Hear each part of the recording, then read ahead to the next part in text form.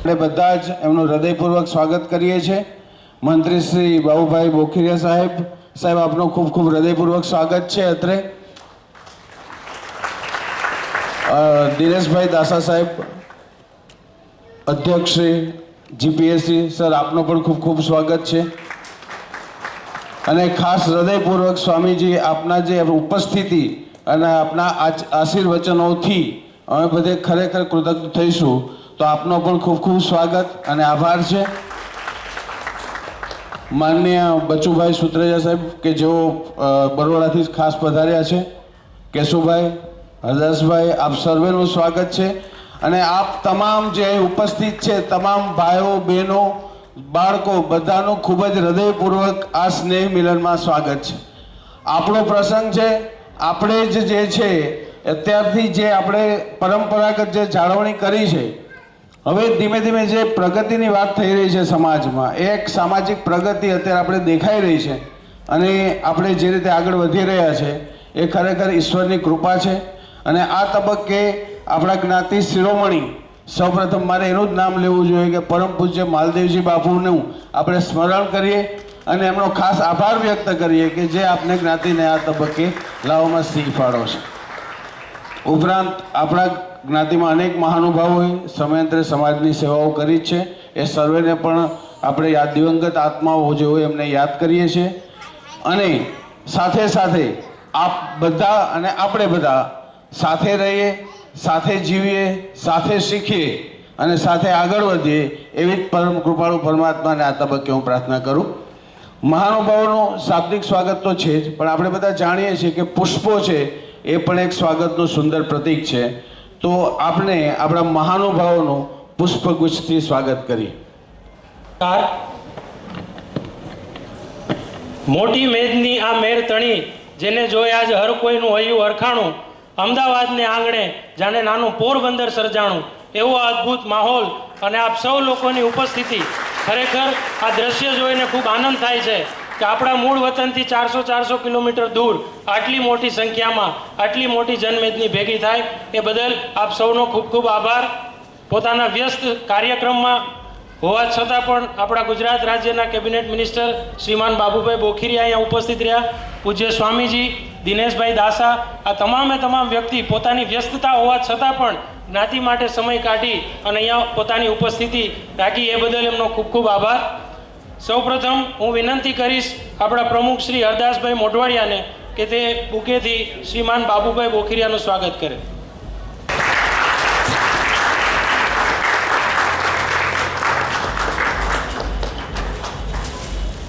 ત્યારબાદ હું માલદેવભાઈ ગોરાણીયાને વિનંતી કરીશ કે તેઓ પૂજ્ય સ્વામીજીનું સ્વાગત કરે.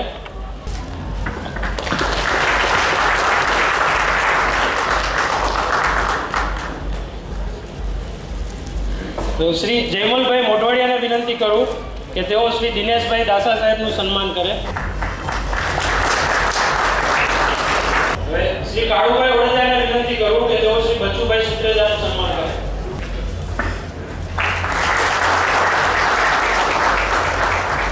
તો આ તબક્કે સૌપ્રથમ હું શ્રી પૂજ્ય સ્વામીજીને વિનંતી કરીશ કે તેઓ આપને બધાને તેમના આશીર્વચન પાઠવે. સદગમય તમસોમાં જ્યોતિર્ગમય મૃત્યોમાં અમૃતં ગમય આવિરાવિર્મહેતિ.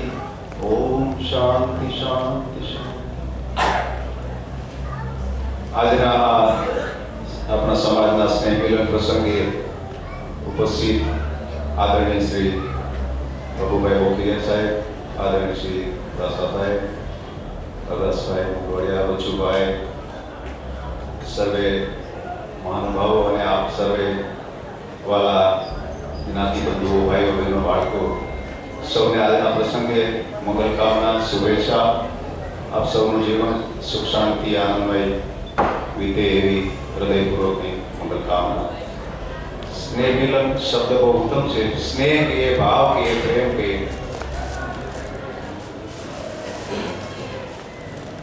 वो समझवा जो शब्द है.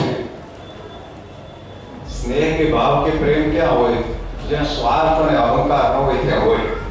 એટલે જો ખરા અર્થમાં સ્નેહ મિલન કરવું હોય તો દરેકે પોતાને થોડો અહંકાર વ્યવહાર ઓછો કરવો અને સ્વાદ વૃત્તિ ઓછી કરવી.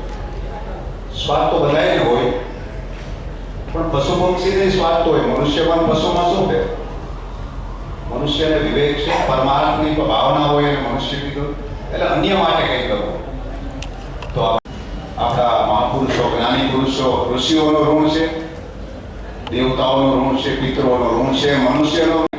આપણે કોઈનો કંઈ કરીએ તો એનો ઉપકાર નથી કરતા, એનો આપણો હિત છે, આપણું કલ્યાણ છે. એટલે અહીંયા જ્યારે આપણે એકઠા થયા તો સૌએ વિચારવું, આપણા સમાજનો પહેલા કુટુંબથી શરૂઆત કરીએ, પછી આપણા સમાજની વાત કરીએ, ગામની કરીએ, રાજ્યની કરીએ, દેશની કરીએ, અને પછી તો આપણી વેદોની જે સંસ્કૃતિ વસુદેવ કુટુંબકમ, સૌનું કલ્યાણની ભાવના હૃદયમાં રાખવી, એ આપણું લક્ષ્ય હોવું જોઈએ. અને આજનો સમય એવો છે, સાવ આળા સંકુચિતતા કરીને આપણે ન રહી શકીએ. અરસપરસ બધા એકબીજા ઉપર આધારી છે, અરસપરસની જરૂર છે. એટલે અને જ્યારે એક આપણો વિસ્તાર છોડીને અન્ય જગ્યાએ જ્યારે તે બધાની સાથે હળીમળીને રહેવું, એ ભાવના રાખવી છે. શરૂઆત આપણા પરિવારથી કરીએ, પહેલા સેવા કરવી હોય તો ઘરનાથી કરીએ, એમાં કંઈ ખોટું નથી, પણ વિશેષ પછી આપણે શક્ય હોય તેટલું એટલું વિચારી પણ સેવા કરીએ. અને સેવાનું ક્ષેત્ર એવું છે કે એમાં બહુમતીથી હાલે, સર્વાનુમતિ તો કોઈની શક્ય નથી. કારણ કે આપણા બધાની પ્રકૃતિ ભિન્ન હોય ને, એટલે સર્વાનુમતિ તે ઘરમાં નથી થતી. એટલે સર્વાનુમતિ શક્ય નથી, પણ બહુમતીથી ચાલે. એટલે જ્યારે ભેગા મળીને સમાજનું કંઈ કામ કરવાનું થાય, ત્યારે આપણે સૌ આપણો રજૂઆત કરીએ, ઓપિનિયન આપીએ, વિચાર રજૂ કરીએ, પણ આપણો આગ્રહ ન હોવો જોઈએ કે હું કામ થાય હું થશો. એમાં પછી સર્વાનુમતિ જોવી પડે. અને એમાં આપણે ફિટ ન થઈ શકતા તો આપણે ઘટી જાય, નડીએ નહીં.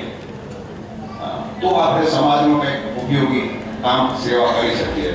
એટલે આવી રીતે મળીએ ત્યારે સ્નેહ થાય એવું કંઈક આપણો અંદર સૌ ભાવના રાખીએ, અરસપરસ સુખ શાંતિમાં પણ આપણે સહભાગી થઈએ, દુઃખમાં સહભાગી થઈએ, એવી પ્રભુને પ્રાર્થના, મંગલ કામના કરીને અહીંયા મારી વાણીને વિરામ કરું છું. હું જ્યારે નાનો હતો ત્યારે આમના જેવું બનવું એવી પ્રેરણા લઈને હું ફોરેસ્ટ્રી કોલેજમાં દાખલ થયો હતો. એવા આદરણીય પૂજ્ય સ્વામીજી, મારી પાસે સમય ઘણા બધા ઓપ્શન હતા. એન્જિનિયર બનવું તો એન્જિનિયર બનવું હતું, પણ ત્યારે સ્વામીજી ખૂબ ચર્ચામાં હતા એ ઘટનાના કારણે. અને ત્યારે એમ થયું કે ભાઈ બનવું તો ફોરેસ્ટ ઓફિસર બનવું. અને એ ગણતરીથી મેં પોતે ફોરેસ્ટમાં એડમિશન લીધું તો એવા પૂજ્ય સ્વામીજી, આદરણીય હરદાસભાઈ, સુપ્રેજા સાહેબ, અને કેશુભાઈ, કાળુભાઈ, આપ સૌ ભાઈઓ તથા બહેનો, બહુ સરસ પ્રસંગ છે. આમ તો દિવાળી વખતે સ્નેહ મિલનનો કાર્યક્રમ થતો હોય, પણ આપણે દિવાળી અને નવું વર્ષ એટલે કે વિક્રમ સંવત નવું વર્ષ અને કેલેન્ડર યર એ બંનેનું આપણે સંયમ કરીને આજે આપણે મળી રહ્યા છે. યુવાન મિત્રો ખાસ કરીને અહીંયા ખૂબ મોટી સંખ્યામાં છે. અને મોટા ભાગના લોકો મને લાગે છે કે કોઈક ને કોઈક અભ્યાસ કરવા માટે આવ્યા છે અમદાવાદની અંદર. ત્યારે મારે એને એટલું જ કહેવાનું છે કે સામાન્ય રીતે સમજ એવી હોય છે કે 3 વર્ષ કોલેજના અને જો પોસ્ટ ગ્રેજ્યુએશન કરીએ તો બીજા 2 વર્ષ, એમ 5 વર્ષ એ મજા કરવાનો પીરિયડ છે.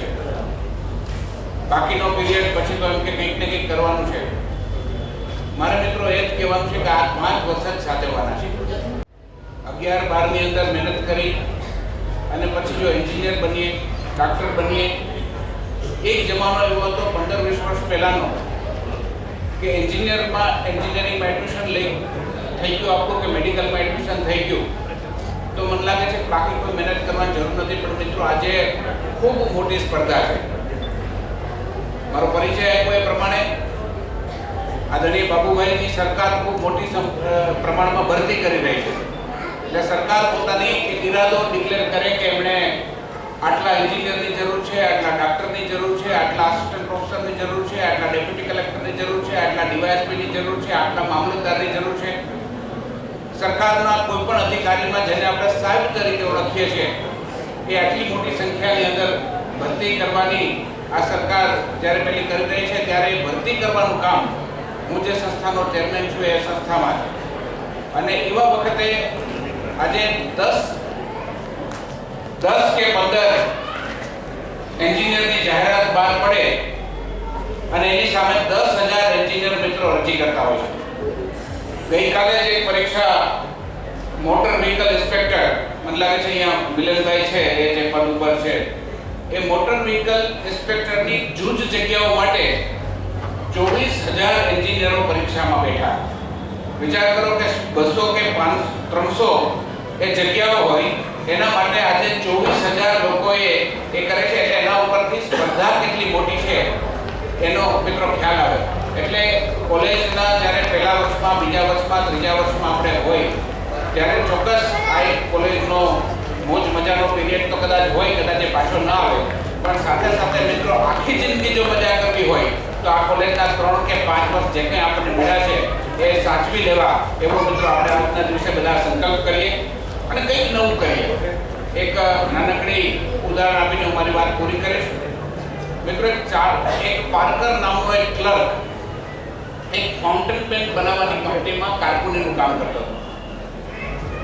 આ એનું કારકુન તરીકે હોય એટલે આપણે બધાને ખબર છે કે એને બધા જે કંપનીમાં કર્મચારીઓ હોય બધા કર્મચારીઓનો પગાર કરવો, એ કર્મચારીઓ જે કોઈ એની રજાનો રેકોર્ડ રાખવો અને બાકી બધા જે કંઈ કારકુનીનું કામ હોય એ આ પાર્કર કરતો હતો.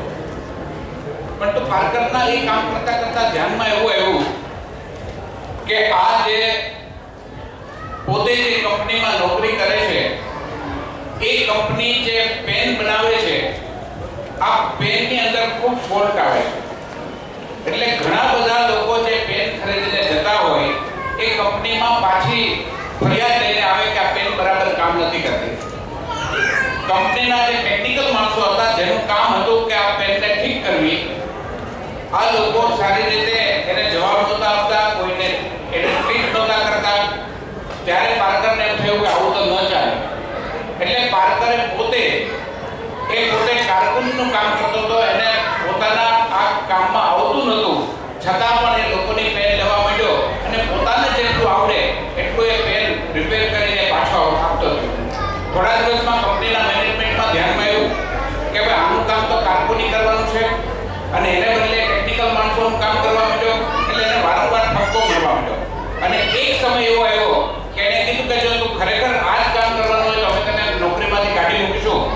સમય વાપરીને પાર્કરે એમાંથી સમજો પણ એ ચોરી છૂટીથી લોકોની પેન લેવા માંડ્યો અને એને રિપેર કરીને પાછો આવવા માંડ્યો. કંપનીના મેનેજમેન્ટમાં ધ્યાનમાં આવ્યું કે હજુ પણ આપણે વારંવાર એને નોટિસ આપી, વારંવાર એને તાકીદ કરી, છતાં પણ નથી સમજ્યો. એટલે એક તબક્કો એવો આવ્યો કે કંપનીએ પાર્કરને એમની કારકુનીની નોકરીમાંથી બરતરફ કરવાનો ત્યારે વેળાવી પહેલા એ પાર્કર એ કંપની છોડી દે છે અને પછી એ પોતે આ 2-5 વર્ષમાં જે એને નહોતું કરવાનું એ કર્યું એ કરતા કરતા એને એટલી મોટી એક્સપર્ટાઇઝ હાંસલ થઈ કે એ માણસે પછી એક પેનની કંપનીની સ્થાપના કરી. અને મિત્રો આજે દેશ અને દુનિયામાં પાર્કર નામની પેન કે આપણે કોઈ પણ વ્યક્તિને જો આપણે પેન તરીકે ગિફ્ટમાં આપીએ તો આપણે પાર્કરની પેન આપતા હોઈએ છીએ. મારો કહેવાનો મતલબ એ છે કે જો મિત્રો એ પાર્કરે માત્ર સરવાળા ભાગાકાર બાદબાકી કે લોકોને પગાર કર્યો હોત તો મિત્રો 4 કે 5,000 જે દેશનો હતો એ દેશનું કદાચ એટલું પેન્શન લઈ અને પૂરું કર્યું હોત. એને બદલે મિત્રો આજે પાર્કર એ દુનિયાની સૌથી મોટી પેનની બ્રાન્ડ છે. કહેવાનો મારો ભાવ એ છે મિત્રો કે કંઈક જે આપણે જે કર્યા છે એના કરતાં કંઈ વિશેષ કરો. અને દુનિયામાં જેટલા લોકો સફળ થયા છે એ કંઈક વિશેષ કરનારા લોકો સફળ થયા છે. ત્યારે માત્ર એન્જિનિયરિંગમાં ભણતો માણસે મારે પોતે એન્જિનિયર બનવું છે એટલો સંતોષ ન માને, ડૉક્ટર બનવાનો માણસ છે તો પોતે ડૉક્ટર પૂરતો સંતોષ ન માને, IAS, IPS, deputy collector, DYSP આના માટેના મિત્રો કોઈ અભ્યાસક્રમો નથી, આના માટેની કોઈ કોલેજો નથી, આના માટેની કોઈ બીજી કોઈ વ્યવસ્થા નથી. ત્યારે માત્ર એક પોતે જ્યારે ગ્રેજ્યુએટ થતા હોય ત્યારે પોતે એન્જિનિયર કે ડૉક્ટર કે સાયન્સ ગ્રેજ્યુએટ કે કોમર્સ ગ્રેજ્યુએટ એજ્યુકેશનના ગ્રેજ્યુએટ તરીકે પોતાનું એ ત્યાં એ ધ્યેય ન રાખતા ઉચ્ચ અધિકારી બનવા માટેનો કે આવી રીતના કોઈ એક હાઈલી પ્રોફેશનલ બનવા માટેનો આપણે બધા સંકલ્પ કરીએ અને એમાં આપ બધા સફળ થાવ એવી મારી શુભેચ્છા સાથે મને અહીંયા 2 શબ્દ બોલવાની જે તક આપી એ બદલ આયોજકોનો આભાર માની કરું છું. ભારત માતા. યુવાનોને ઉજ્જવળ કારકિર્દી કઈ રીતે બનાવી એમનું સચોટ માર્ગદર્શન. મિત્રો સ્નેહ મિલન આ સ્નેહ મિલન છે. સ્નેહ મિલનનો અર્થ થાય છે કે સર્વાંગી પાસાઓમાં સમાજને કોઈને કોઈ રીતે આપણે મદદરૂપ થઈએ અને સમાજમાં દરેક વ્યક્તિનું ચોક્કસ મહત્વ છે અને જે આ બધી સ્પર્ધાત્મક પરીક્ષાઓ છે એના સંબંધિત જે કંઈ સાહેબે વાતો કરી એ યુવાનો માટે ખૂબ જ મદદરૂપ બની રહેશે. ખૂબ ખૂબ આભાર સાહેબનો. હવે પછી કેબિનેટ મંત્રી શ્રી બાબુભાઈ બોખીરિયા સાહેબ. મિત્રો, આપણી જ્ઞાતિની વસ્તી ઘણી ઓછી છે, આપણે વારંવાર સાંભળીએ છીએ, અને તેમ છતાં પણ રાજ્ય સરકારમાં આટલી સક્ષમ પોસ્ટ પર કેબિનેટ મંત્રી શ્રી બનનારા કેટલા આપણી જ્ઞાતિમાં, આટલી ઓછી જ્ઞાતિમાં, અને બોખીરિયા સાહેબની એક કર્મઠ મંત્રી શ્રી તરીકે ગણના થાય છે. તો બાબુભાઈ બોખીરિયા સાહેબનું એક જોરદાર તાળીઓથી સ્વાગત તો થવું જ જોઈએ. તાળીઓ જરા જોરથી, આમાં કંજુસાઈ ના જોઈએ. હું બોખીરિયા સાહેબને વિનંતી કરું કે સાહેબ આપ ઉદ્બોધન આપો.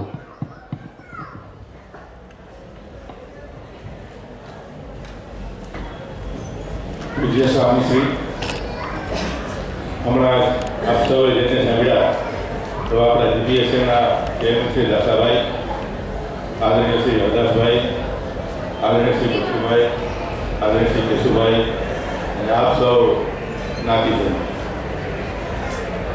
આમ તો દિલીપભાઈએ કીધું કે મોટી પોસ્ટ ઉપર મિત્રો આપણા મહાન બાપુ પણ આ પોસ્ટ ઉપર 10 વર્ષ સુધી કેબિનેટ મંત્રી તરીકે રહી છે. અને આ એટલા માટે આપણે યાદ કરીએ છીએ કે આપણી જ્ઞાતિ પાસે અપાર શક્તિઓ પડે. જ્ઞાતિ નાની છે, એની પાસે જે ખાસ કરીનેનો જે ગુણ છે એ ગુણ છે લીડરશિપ લેવાનો. આપણા જ્ઞાતિનું કોઈ પણ એક કુટુંબ કોઈ પણ એક ગામમાં રહેવા જાય અને જો એ મેળ પણ એક જ કુટુંબ હોય, એ તમે 5-6 વર્ષ પછી જોશો તો એ ગામનો સરપંચ થઈ ગયો.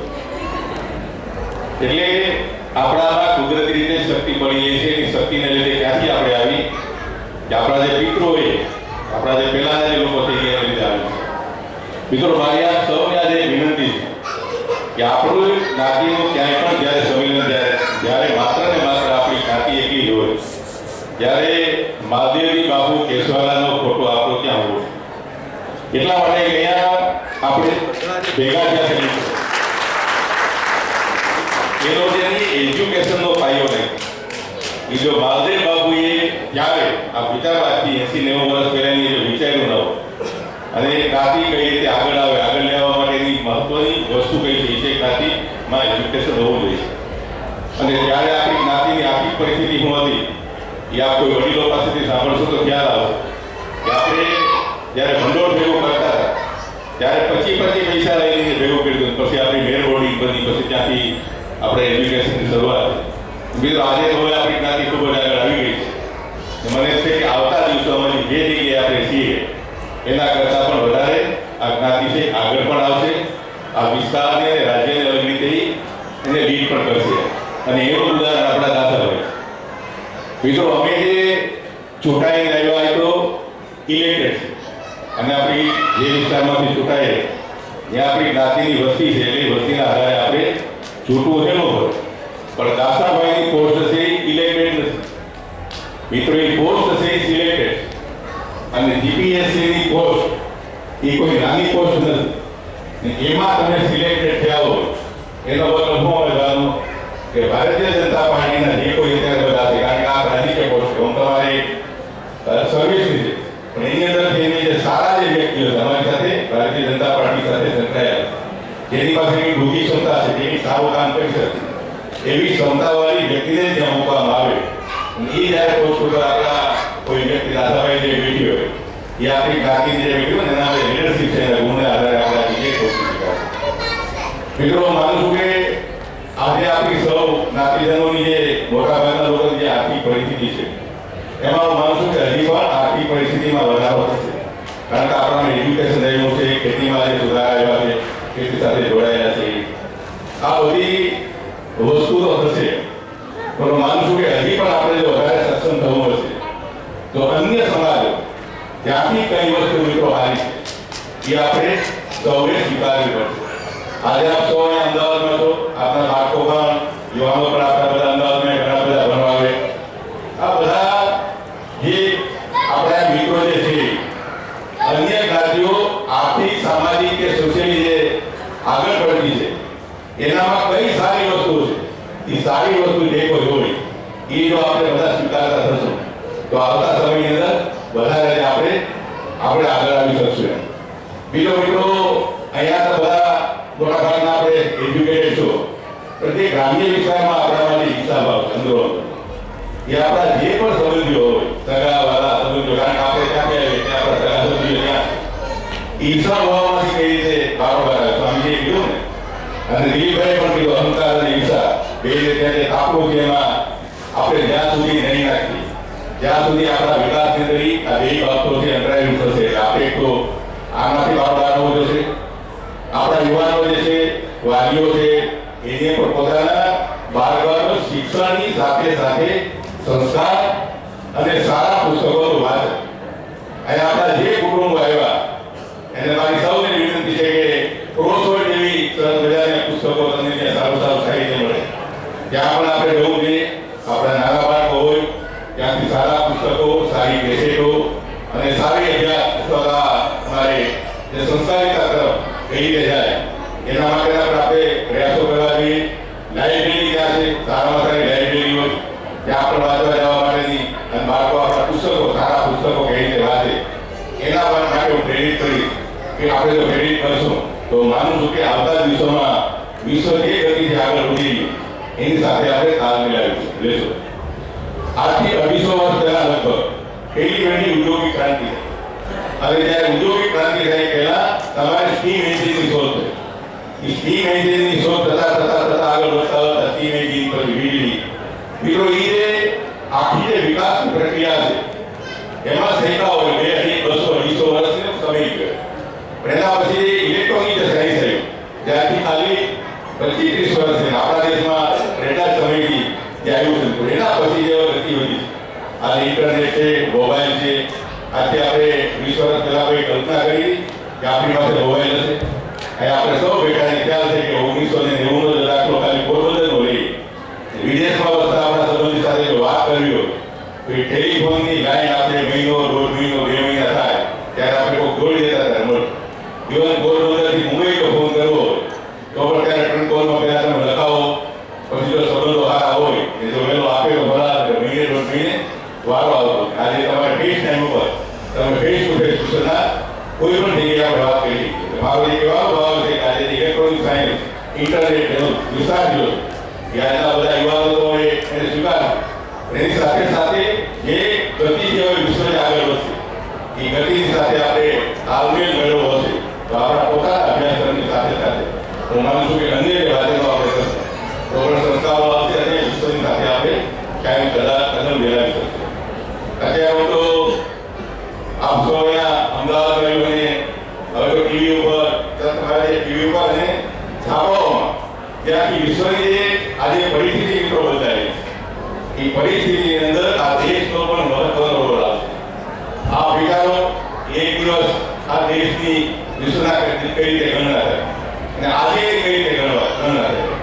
વિશ્વનો શક્તિશાળી દેશ એની અંદર જ્યારે પ્રેસિડેન્ટની ચૂંટણી થતી હોય અને ટ્રમ્પને એમ કહેવું પડે કે જે દિશામાં ભારત જાય છે મિત્રો એ દિશામાં હું અમેરિકાને લઈ જાય. એનો મતલબ શું થયો કે ભારત જે દિશા છે પકડી છે એ દિશા કઈ છે કે અમેરિકા કરતાં પણ વધારે ઝડપથી વિશ્વની અંદર આવી શકશે.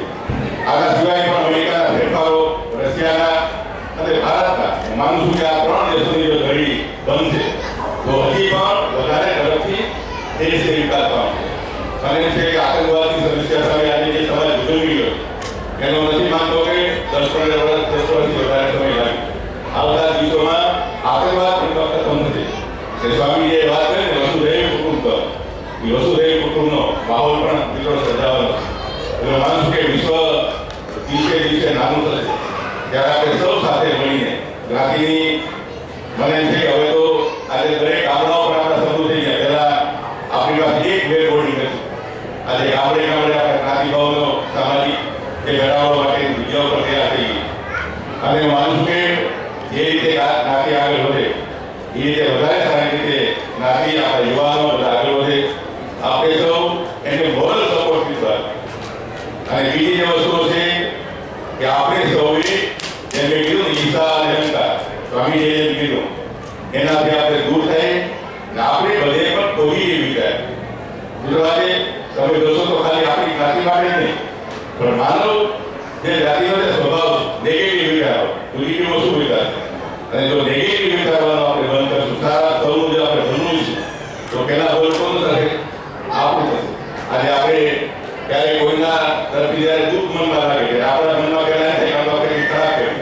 મિત્રો એનું ક્યારે ખરાબ કરવું આપણે ખબર નથી, પણ જે દિવસે બીજાનું ખરાબ કરવાનો મનમાં આપણા વિચાર આવ્યો ત્યાંથી આપણું પોતાનું ખરાબ થવાની શરૂઆત થશે, કારણ કે આપણું મન ત્યાં જોડાયેલું હશે. યુવાનોને પણ મારી સૌને વિનંતી છે કે તમારી પાસે 24 કલાક છે મિત્રો, દિવસ. એ 24 કલાકનો હિસાબ રાખો. ગયેલો સમય આ જિંદગીમાં કોઈનો પણ પાછો આવતો નથી. તો આપણી પાસે જે 24 કલાક પડી એમાં ઊંઘવા માટે કેટલી, આપણી પોતાની વ્યક્તિગત ક્રિયાકલાપ માટે કેટલી, અભ્યાસ માટેની કેટલી, ધંધા રોજગાર માટેની કેટલી, એની અંદરથી તમારી કઈ શું સમય વધે, એ સમયનો કઈ રીતે ઉપયોગ કરવો. બીજું, પૈસો કમાવો સહેલો, પણ પૈસો કમાયા પછી એનું મેનેજમેન્ટ હતું. એટલે જ્યારે પૈસો આપણા ઘરમાં જે કોઈ વસ્તુ કમાય, જે રીતે તમારા ઘરમાં નોકરીથી, ધંધાથી જે પૈસો આવતો હોય એનું મેનેજમેન્ટ મહત્વનું છે. એની અંદરથી કાયમી જરૂરિયાત માટેની પૈસાની કેટલી જરૂરિયાત છે, આપણે હરવા ફરવા માટેની કેટલી જરૂરિયાત છે, કેટલો પૈસો એનું રોકાણ ક્યાં કરવું, આ જો આપણે બરાબર ગોઠવી રાખીએ તો નથી માનતો કે જિંદગીમાં કોઈ દિવસ તકલીફ પડે. કારણ કે આપણે ઘણી વખત જોઈએ કોઈ વ્યક્તિ છે તારો પૈસાદાર થઈ ગયો, પણ પાછો જ્યાં જે જગ્યાએ વેલ્યુએશનની પાછળનું કારણ છે એની પાસે પૈસાનું મેનેજમેન્ટ નથી. બીજું, અહીંયા તો આ શહેરમાં કરો છો એટલે મને એમ છે કે આપણામાં વ્યસન ઓછા, પણ ગ્રામ્ય વિસ્તારમાં જે આપણા લોકો માટે વ્યસન છે મિત્રો, કે અહીંયાથી આપણા હગાવાળા વ્યસનથી દૂર થાય એના માટે તો આપણે પ્રયાસો કરીશું. કારણ કે આજે જ્યાં વ્યસન છે જે ઘરમાં, એ ઘરની અંદર જે જીવન જરૂરિયાતની વસ્તુઓ જે ખર્ચ છે એના કરતાં વધારે ખર્ચ તમે જોશો કે કેવા જતો હશે? વ્યસન. એટલે જે ઘરમાં વ્યસન હોય, કોઈ પણ જાતનું, તમાકુનું હોય કે શરાબનું હોય, એ તમે એક મહિનાનો હિસાબ કરજો કે એક મહિનામાં તમે વ્યસનના કેટલા પૈસા વાપર્યા, બીજી બાજુ જીવન જરૂરિયાત માટે તમે કેટલા પૈસા વાપર્યા, આ બેના તમે એક પાના પર નોકા લખી હિસાબ કરશો તો પૈસા ક્યાં વધારે જતા હશે? જીવન જરૂરિયાતની વસ્તુઓ કરતાં વ્યસનમાં પૈસા વધારે જતા. જો કોઈ વ્યક્તિ બધા ઘરમાં વ્યસન હોય એ તમે મૂકી દો અને દર મહિને પૈસા રિકરિંગમાં મૂકો, પછી બીજી વખત એને આગળ રોકાણ કરતા જાય, તો માનશું કે આપણા બાળકોને આપણે કોઈ પણ જગ્યાએ ભણવા મોકલવા તો ગમે ત્યાં આપણે એને ભણવા પણ મોકલી શકશું ને કોઈ તકલીફ નહીં. એટલે આપણી જાતિ વ્યસનથી મુક્ત થાય એના માટે પણ આપણે બધા પ્રયાસો કરીએ. મિત્રના સિવાય છેલ્લી મારી આપ સૌની વિનંતી છે, વિધિ આપો આપણે ભલે ગમે તે કામકાજમાં રોકાયેલા હો, પણ સાહેબનું વ્યાલું એ આખું કુટુંબ સાથે ભેગા કરે. તો એ સાહેબનું વ્યાલું આપણે ભેગા કરશું ને આપણા બાળકો જઈને કોઈ આખાદીમાં ભણવા જાય છે, ધંધા રોજગાર જાય છે, એ હું એની એક્ટિવિટી દિવસમાં કોઈ તકલીફ પડી ન પડી, હું માનું છું કે આ પૂછો ને તો આપણે પછી 60% તકલીફ. આજે આપણે કહીએ ને દીકરાને ભણાવ્યો પણ હવે મારા વાવડ નથી કાઢતો, પણ જે વાવડ નથી કાઢતો એ ફરિયાદ કરે ત્યારે એને તમે એટલું પૂછો કે જ્યારે નનકડો હતો ત્યારે તમે એના કેટલી વખત વાવડ કાઢ્યા કે તું શું કરે. એટલે આપણે વાવડ કાઢ્યા ન હોય પછી આપણા વાવડ ન કાઢે. એટલે આપણી આજે આપણું બાળકો સાથે એટેન્ડમેન્ટ રાખવું હોય તો પણ એક સમય આપણે સાહેબ ગાળો સાથે કરશું પણ એટેન્ડમેન્ટ આપણું કાઢી રહેશે. ફરીથી આ સૌને આજે 25 ડિસેમ્બર થઈ એટલે આપણા વિક્રમ સૌ દ્વારા નવા વર્ષ, દિવાળી અને નવા વર્ષના અને આ દાદાના પણ આપ સૌને હું શુભેચ્છા પાઠવું છું. આપ સૌનું જીવન અથવા વર્ષ સુખ, શાંતિ અને સમૃદ્ધિને લીધે એવી આપ સૌને શુભેચ્છા પાઠવું. વર્તમાન સમયને સમજીને હવે સાથ સહકારથી ડગલા માંડીએ. વર્તમાન સમયને સમજીને હવે સાથ સહકારથી ડગલા માંડીએ. વિચાર વાણી તો છે જુદા જુદા, પણ હવે વિચારીને વાણી ઉચ્ચારીએ. સંકલ્પ કરો મારા મેર કે હવે આપણે એક થઈને ચાલીએ. સંકલ્પ કરો મારા મેર કે હવે આપણે એક થઈને ચાલીએ. લડાઈ ઝઘડા તો છે હજી નાના મોટા, લડાઈ ઝઘડા તો છે હજી નાના મોટા, પણ આ લડાઈને જડમૂળમાંથી કાઢીએ. અભિમાનના અંધકારમાં હવે શાંતિનું અજવાળું પાથરીએ. સંકલ્પ કરો મારા મેર કે હવે આપણે એક થઈને ચાલીએ. ગામડે ગામડે અને આંગણે આંગણે હવે આપણે જ્ઞાન વિજ્ઞાનને પહોંચાડીએ. અસાક્ષરતાને નાબૂદ કરી અને હવે શિક્ષિત સમાજને સ્થાપીએ. સંકલ્પ કરો મારા મેર કે હવે આપણે એક થઈને ચાલીએ. વ્યસનનો વેલો વધે છે હજી, વ્યસનનો વેલો વધે છે હજી. આ વેલાને જળમૂળમાંથી કાઢીએ, તનમનનો કચરો દૂર કરી અને એક સ્વસ્થ સમાજને સ્થાપીએ. સંકલ્પ કરો મારા મેર કે આપણે સૌ એક થઈને ચાલીએ. દીકરા દીકરીનું અંતર ભૂલી અને દીકરીને સમાન હક અપાવીએ. સક્ષમ છે સમાજમાં દીકરા જેટલા, એટલી જ સક્ષમ આપણી દીકરીઓને બનાવીએ. સંકલ્પ કરો મારા મેર કે આપણે સૌ એક થઈને ચાલીએ. સંકલ્પ કરો મારા મેર કે આપણે સૌ નેક રાહ પર ચાલીએ. ધન્યવાદ, આભાર. સ્વાગતો મહાભાગવતમ. હે મહાન ભાગ્યશાળીઓ, હું આપનું મહેર સમાજ વતી સ્વાગત કરું છું. આજના પાવન પ્રસંગે આપ સૌ આવ્યા એ બદલ આપનો ખૂબ ખૂબ આભાર. અને આયોજકો શ્રી જયમાલભાઈ મોઢવાડિયા અને સંદીપભાઈ આ આયોજન કર્યું એ બદલ એમનો ખૂબ ખૂબ આભાર. અને એમણે મને મોકો આપ્યો એ બદલ એમનો ખૂબ ખૂબ આભાર. મંચસ્થ મહાનુભાવો બાબુભાઈ બોખીરિયા, શ્રી દિનેશભાઈ દાસા, પરમાત્મા ગુરુજી એ બધાને જોઈને એક મહાભારતનો મને સરસ મજાનો પ્રસંગ યાદ આવ્યો છે કે હું મહાભારતના કર્ણ સાથે સરખાવીશ કે જેઓને કુંતીનેમાં રસ હતો.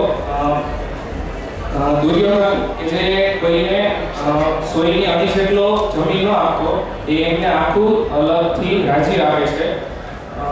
શ્રી કૃષ્ણ કે જેઓ એના સામેના પક્ષમાં હતા છતાં પણ તેઓ એને સામે માંગણી કરે છે કે તમે મારા પક્ષમાં જોડાઈ જાઓ.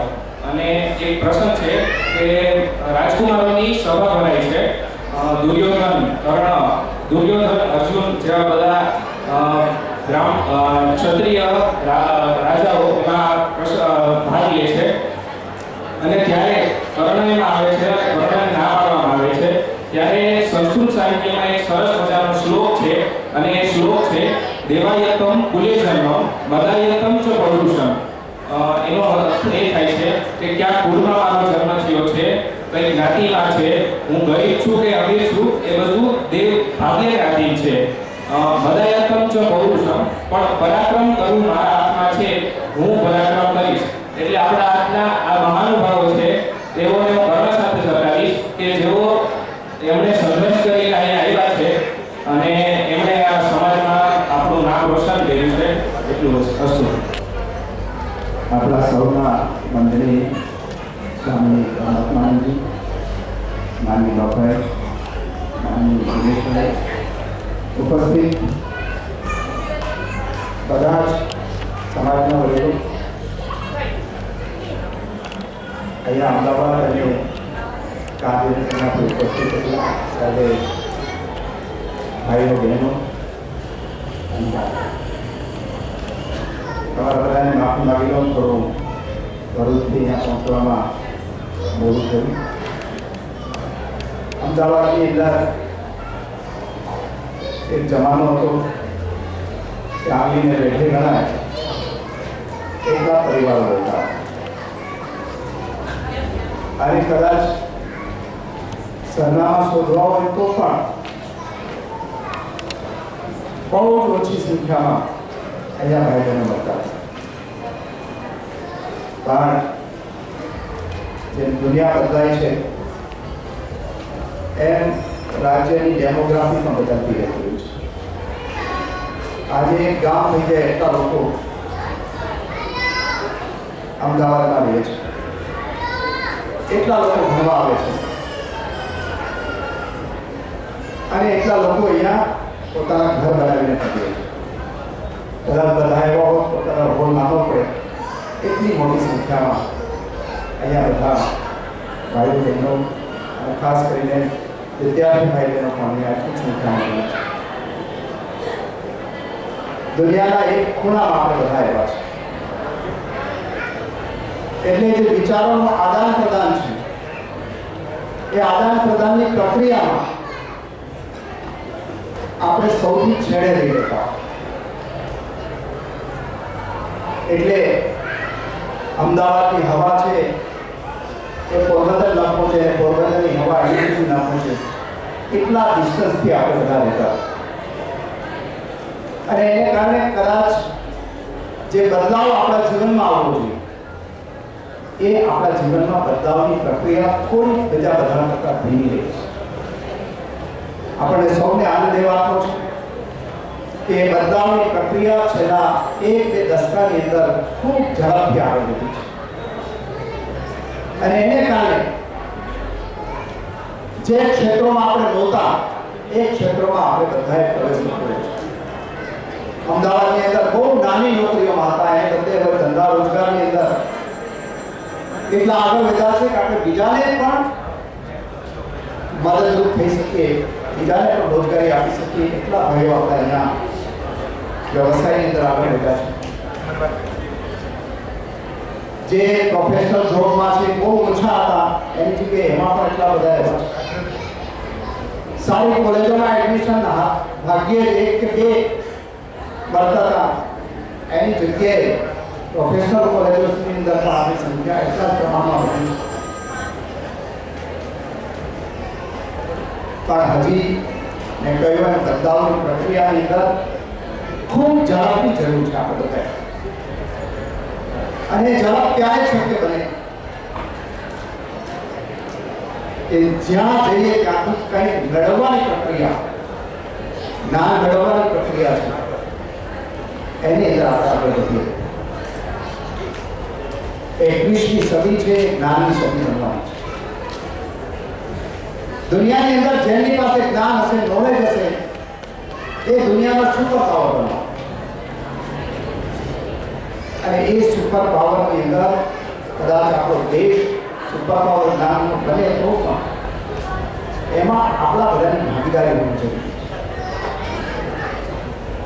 અને એ ભાગીદારી મેળવવા માટે જે લોકો રમતગમતમાં હોય એને નાનો ગોલ રાખવાનો નથી કે હું રાજ્યનો ચેમ્પિયન થઈ જાઉં, એને ઓલિમ્પિકના ચેમ્પિયનનો ગોલ રાખવાનો. જે લોકો સાહિત્યમાં છે એ 1-2 છોકરીઓ વાંચીને નહીં પણ નેશનલ લેવલનું પારિતોષિક મેળવી શકે એવી ક્ષમતા આપણે પ્રાપ્ત કરવી. આપણે પ્રોફેશનલ લાઈફમાં હોઈએ તો પણ એમાં પણ ટોચનું સ્થાન હિન્દુસ્તાનની અંદર મળે એ પ્રકારે આપણે આપણું જોઈશું. મારા જેવા એન્જિનિયરો ઘણા થયા હતા અત્યાર સુધી, પણ આપણે આઈઆઈટીમાં નહોતા જતા. આ વખતે મને આનંદ છે કે એક વિદ્યાર્થી આપણો આઈઆઈટી ચેન્નાઈમાં કાપતે એડમિશન લીધું. નાગાર્જુન સિસોદિયા પછી કોઈ સેકન્ડ લેફ્ટનન્ટ નહોતું બન્યું. આ વખતે એક વિદ્યાર્થી આપણો ભોયાણાનો એ અમદાવાદમાં જઈએ છે, એ સેકન્ડ લેફ્ટનન્ટની પરીક્ષા પાસ આપી અને એ પણ મિલિટરીની અંદર ઓફિસર તરીકે દાખલ થયું. એવા ઘણા લોકો છે આજે કે એ સમાજનું, આપણા શહેરનું, આપણા જિલ્લાનું, આપણા રાજ્યનું ગૌરવ વધારી શકે એટલી ક્ષમતા એનામાં પડેલી છે. માત્ર એને પોતે દરિયાની અંદર તરવાની તૈયારી રાખવી પડે. આપણામાં શક્તિ પડી હોય તો દરિયામાં તરીએ નહીં, તળાવમાં તરતા હોઈએ તો તળાવ સુધી જ આપણે શક્તિ આપણી ડેવલપ થાય. તો જો દરિયાની અંદર તરતા શીખીએ આપણે તો વિશ્વની સફર સુધી આપણે પહોંચી શકીએ.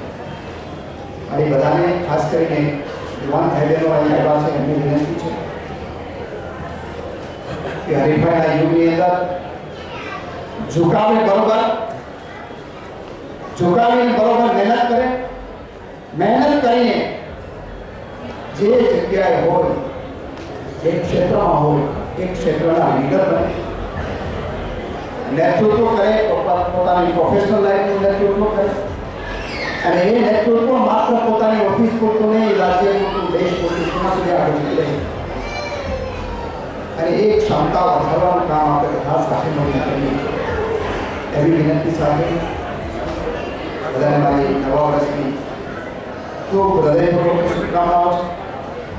અને આવનારું વર્ષ છે આપ સૌનું ખૂબ જ પ્રગતિમય અને હરીફાઈની અંદર તમે બધા અવલ નંબર પ્રાપ્ત કરો. બધી જગ્યાએ જ્યાં જ્યાં છે ત્યાં બધી શુભકામનાઓ સાથે મારી વાત પૂરી કરું છું. જય હિન્દ, જય ભારત. નજીકના શહેરોમાં વસતા મેર જ્ઞાતિના અતિથિઓ, મહેમાનો, મારા પરમ ભાઈ મિત્રો તથા બહેનોને જાજા રામ રામ નમસ્કાર. મારો પરિચય મારું નામ પાર્થ લક્ષ્મણભાઈ વિશાળા, રહેઠાણ નડિયાદ, ફૂડ પ્રોસેસિંગ એન્ડ ટેકનોલોજીના 3જા વર્ષમાં અભ્યાસ કરું છું તથા ગુજરાત યુનિવર્સિટીમાં ગુજરાત યુથ ડેવલપમેન્ટ કમિટી તરીકેની ચેરિટી છે તેમાં પ્રમુખનું સ્થાન ભજવું છું. 4 લાઈન ખૂબ જ પ્રખ્યાત છે કે આ તો એની કૃપા છે, નહીં તો મધદરિયે કિનારા ન હોય. મંજીરની તલાશોમાં રસ્તામાં ઉતારા ન હોય. અને એટલા માટે થઈને આજે મેર જ્ઞાતિના તમામ છોકરાઓ મેર જ્ઞાતિ વસવાટ કરે છે. 100%માંથી 80% વિદ્યાર્થીઓ 12 છોકરાઓ આજે ભણતર તરફ વળ્યા છે, ઉચ્ચ સ્તરનું જ્ઞાન મેળવે છે. પરંતુ આપણા ગ્રામ્ય વિસ્તારમાં, પોરબંદર બાજુ વિસ્તારમાં તેમને માર્ગદર્શન માટેની અમુક ખામી રહી જતી હોય છે. જેવી કે 12 સાયન્સ, 12 કોમર્સ, 12 આર્ટ્સ, પછી કઈ લાઈન લેવી, 10 ધોરણ પછી તેના પર્સન્ટેજ પ્રમાણે કઈ ફિલ્ડ લેવી, ત્યારબાદ ગ્રેજ્યુએટ પૂરું કરીને તેને સીએ બનવું હોય તો સીએ માટેનું કોઈ યોગ્ય ગાઈડલાઈન પૂરું પાડી શકે તે માટેની અછત આજે આપણા સમાજમાં એક જાગૃતતા માટેની અછત ખૂબ જ સર્જાઈ છે. તે અછતને પૂરી કરવા માટે આજે હું આ એક મંચ ઉપરથી એક જાહેરાત કરવા માંગુ છું અને તેમાં આપ સૌ સહભાગી બનો તો આ પણ એક જાગૃતતા વિશેષ બની શકે. તો જાગૃતતા માટે એ છે કે જે વિદ્યાર્થી મેરનો કોઈ પણ વિદ્યાર્થી 10 ધોરણ પાસ કરે તેના પર્સન્ટેજ આવે 70, 65, 80, 85, 90 એને કઈ લાઈન લેવી, કઈ ફિલ્ડ કઈ ચોઈસ કરવી તે માટે તથા 12 સાયન્સ પછી કઈ લાઈનમાં જવું, કઈ ફિલ્ડમાં જવું તે માટે યોગ્ય કોલેજ કઈ છે, નવી કોર્સની જાણકારી અને એડમિશન માટેની અમુક પ્રયત્નો એનું તમામ હું માર્ગદર્શન પૂરું પાડીશ. તથા જે લોકોને ગ્રેજ્યુએશન પછી સીએ થવું છે તો આપણા મેર જ્ઞાતિમાં ઘણા બધા સીએ થઈ ચૂક્યા છે અને બધા યંગસ્ટર છે. તો તેવા અહીંયા જ ઉપસ્થિત એવા રામભાઈ વડોદરા જે સીએ છે તો હું તેને સામેલ કરીશ કે જે પણ વિદ્યાર્થીને સીએ નું નોલેજ જોતું હોય તે ડાયરેક્ટલી એનો કોન્ટેક્ટ કરી શકે. તેવી જ રીતે આપણા જ્ઞાતિમાં ડોક્ટર તરીકે ડોક્ટર જયેશ વડોદરા છે, બેન કાજલબેન છે, ઘણા બધા એવા ડોક્ટર થઈ ચૂક્યા છે તો સ્ટુડન્ટ એનો ડાયરેક્ટલી કોન્ટેક્ટ કરી શકે. ડોક્ટર છે, પોલીસ લાઈન છે, એડવોકેટ છે, આવી તમામ પ્રકારના ક્ષેત્રોને આળંગીને હું રામભાઈ કડછાને વિનંતી કરું છું કે આ સૌના જે પણ નામ કોઈ પણ આમાં ઈચ્છા રાખે આમાં આ જાહેરાતમાં તો તેને માન્ય છે. અને રામભાઈ કડછાને વિનંતી કરું છું કે મેર એકતા જે આખા મેર સમાજને સાંકળે છે તેવું પેપર મેગેઝિન બહાર પાડે છે તો દરેક અંકમાં આ એક જાહેરાત 10-12 નામની અને તેના કોન્ટેક્ટ નંબર અને બધાને અનુમિત જે પણ નામ સામેલ છે બધાએ હા પાડી છે કે ના અમે મદદ કરીશું, યોગ્ય ગાઈડલાઈન આપશું. તો તે માટેની તમામ કોન્ટેક્ટ નંબર અને નામ એ મેર એકતાના અંકમાં દર 15 દિવસે પ્રકાશિત થાય તથા શુલ્કમાં પ્રકાશિત થાય અને આ ભાઈઓ મિત્રો સોશિયલ મીડિયામાં તમે તેનો પ્રચાર કરો તો આપણે બીજા જ્ઞાતિની સરકારને જે પણ ગાઈડલાઈન આપણે અધૂરી ગ્રામ્ય વિસ્તારમાં બાકી રહી જાય છે તે આપણે પૂરી કરી શકીએ તેવી એક હું પહેલ કરું છું. અને બીજા નંબરમાં કે જુલ્મો કરો તો એવા કરજો ન કદી થાય પશ્ચાતાપ, પણ આવી નાની વાતોમાં અશ્રુધારા કરશો નહીં.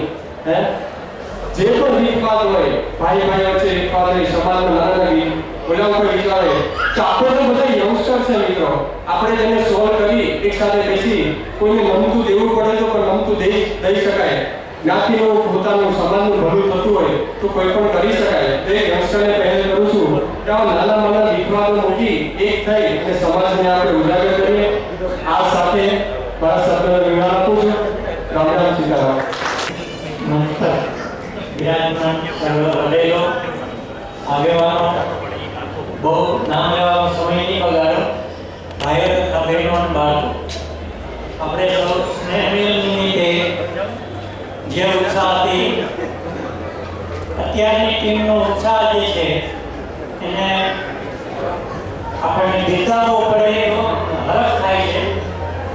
બચુભાઈ, આપણા સમયથી જ્યારે શરૂઆત કરેલી કાનાભાઈ મોઢવાડિયા હતા ત્યારની વાત કરું છું અને એ પછી જે અમારો વચ્ચે જે કંઈ આપણો રોલ આવ્યો એ પછી અત્યારે આ છોકરાઓને જે કંઈ કાર્ય છે એથી એને આપણા કરતાં શું ઉલટાને ફરક થાય છે કે આ બધું આયોજન એટલું વ્યવસ્થિત કરે છે અને એમને દરેકને પ્રોત્સાહન મળે.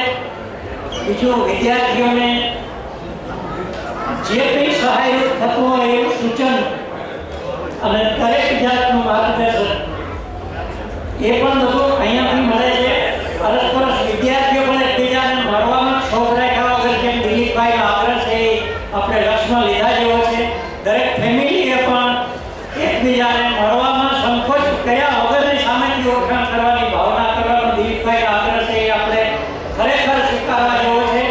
અને બીજો જેને જે જગ્યાએ આપણો ઈશ્વરે મોકો આપ્યો હોય તે જ્ઞાતિ માટે કંઈક ભાગ લેવાનો જે સંસ્થા આપણી નજીકની હોય. દાખલા તરીકે હું આજે હમણાં જ કહેતો હતો બચુભાઈને કે વિદ્યાનગર આજે તમે લોકોએ આગેવાનો એમને નજીક છે અને જે સેવા આપે છે વિદ્યાનગરની આપણી સંસ્થામાં બચુભાઈને આપણને એક પ્રેરણા સ્ત્રોત કેવું છે અને આજીવન વિદ્યાર્થી છે.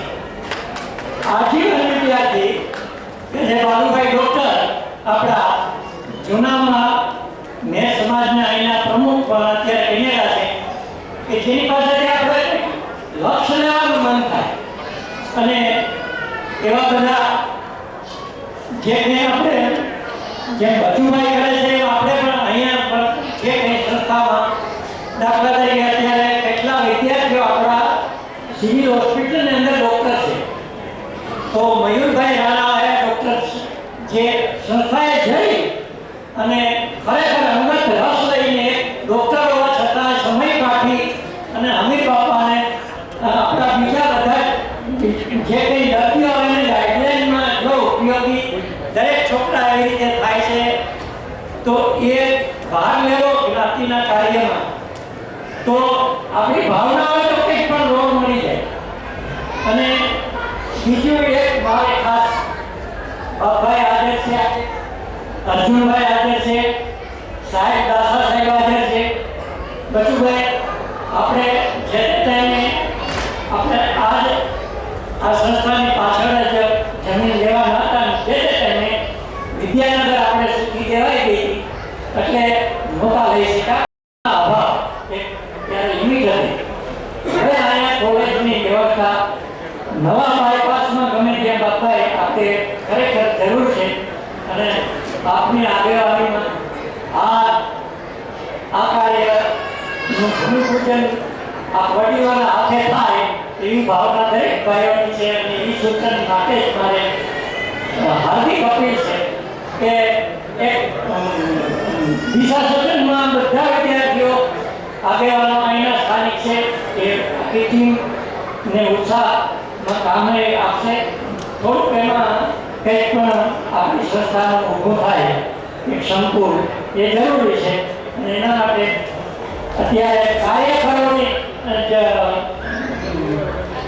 જે છે એ અહીંયા નથી અને સૌથી ઉત્તમમાં ઉત્તમ જો કોઈ અહીંની સંસ્થાનો ગુણ હોય આપણો તો અહીંયા ત્યાં થઈ નથી અને આનો લાભ આપણે અહીંયા લેવાની જરૂર છે.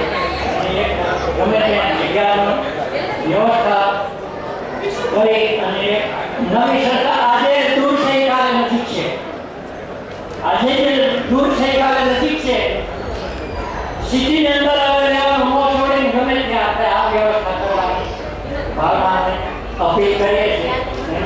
જેને રોલ આપવાનો એક સંસ્થા તરફથી આપણે સોંપશો એ બધાય ભાઈઓ કરવા આખી આ ટીમ એટલી સરસ છે કે એ કરે છે અને આપણે એનું લક્ષ્યમાં લેવાનું જોઈએ. અને બીજું બધા ભાઈઓએ આપણે અહીંની સંસ્થાને જ્યારે જરૂર પડી ત્યારે આપણે 25-27 લાખ રૂપિયાની જરૂર હતી સંસ્થાને તો 28,10,000નો નવો ફાળો થયો અને બધા ભાઈઓએ સામેથી આવીને કોઈને ઘરે લેવા નથી જવું પડ્યું. તો આ એક અહીંની સંસ્થા માટે એક જબરદસ્ત જમા પાસું છે આપણું કે એ ફાળો આપણે સામેથી કહેવું પડ્યું કે હવે આપણી સંસ્થાને હવે જરૂર નથી, મળશે ત્યારે કહીશું. અને બને ત્યાં સુધી સિવિલમાં અમે જે કંઈ આગલી ટીમ છે એ એક જ્ઞાન ઉપાધિ આપના સુધી નથી પહોંચાડતા. નવી સંસ્થાઓ માટે આ છોકરાઓને કીધું કે તમે આગળ આવો, તમને અમારા આશીર્વાદ વડીલો તરીકે અમે આપતા અમે કેશુભાઈ જોડે રહેશું. અને હરદાસભાઈ અત્યારે સારામાં સારી આપણને વ્યવસ્થાની અંદર સેવા આપે છે સંસ્થામાં, ત્યાં આપણે સિવિલમાં. એટલે એમ આ એજ્યુકેશનમાં તો ભણેલા જ વિદ્યાર્થીઓ હોય આગળ આવે અને એ જ કામ એ કરી શકશે.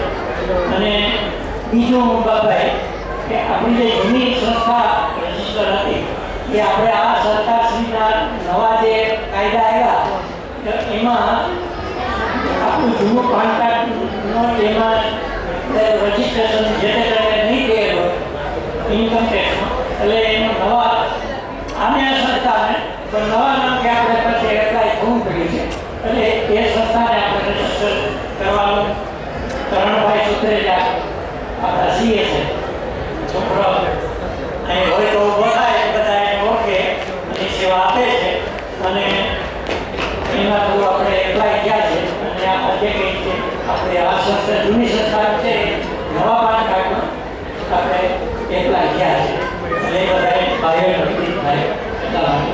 અને સૌ વડીલો અને બહેનો ભાઈઓનો આભાર. હવે બધા જેને આ જોવે છે એ બધા કાર્યક્રમો આગળ આવશે, દિલીપભાઈ જાહેરાત કરશે. સૌનો